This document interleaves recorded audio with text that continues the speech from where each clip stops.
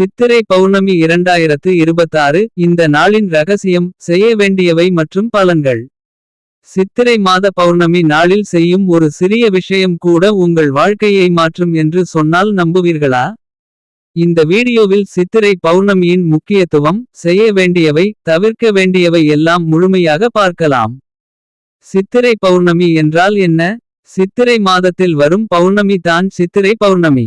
இந்த நாள் சந்திரன் முழு பிரகாசத்தில் இருக்கும் நாள். இது மிகவும் புண்ணியமான நாளாக கருதப்படுகிறது. சித்திரகுப்தர் முக்கியத்துவம். இந்த நாள் சித்திரகுப்தர் அவர்களுக்கு அர்ப்பணிக்கப்பட்டது. அவர் மனிதர்களின் பாவம், புண்ணியம் எல்லாவற்றையும் கணக்கிட்டு வைத்திருப்பார்.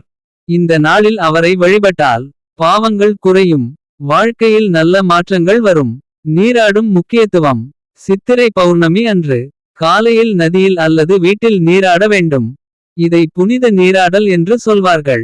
இதனால் அடையும் பெனிஃபிட்ஸ்: மன அமைதி பெறலாம், உடல் மனம் சுத்தம் கிடைக்கும், பாவ நிவர்த்தி அடைய.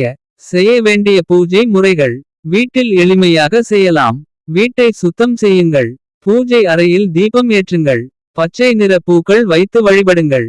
நெய்வேதியம், பழங்கள், பாயசம் படைக்கலாம். குறிப்பாக விஷ்ணு பகவான், லட்சுமி தேவி இவர்களை வழிபடுவது நல்லது. தானம் செய்வது: இந்த நாளில் தானம் செய்வது மிகப்பெரிய புண்ணியம். செய்யக்கூடிய தானங்கள்: அன்னதானம் வழங்குவது, தண்ணீர் பந்தல் அமைத்தல், ஏழைகளுக்கு உணவு, உடை அளிப்பது. பலன்: குடும்பத்தில் வளம் அதிகரிக்கும். மாலை நேர சிறப்பு: மாலை நேரத்தில் சந்திரனை பார்த்து பிரார்த்தனை செய்யுங்கள். தீபம் ஏற்றி வைக்கவும், இது மன அமைதியை அதிகரிக்கும். தவிர்க்க வேண்டியவை: சண்டை, கோபம் தவிர்க்கவும். அசுத்தமான சூழல் வைக்காதீர்கள், போய் பேசாதீர்கள். இந்த நாளின் பலன்கள்: சித்திரை பௌர்ணமி அன்று வழிபட்டால் பாவ நிவர்த்தியாகும், மன அமைதி கிடைக்கும், குடும்ப வளம் அதிகரிக்கும், நல்ல அதிர்ஷ்டம் கிட்டும்.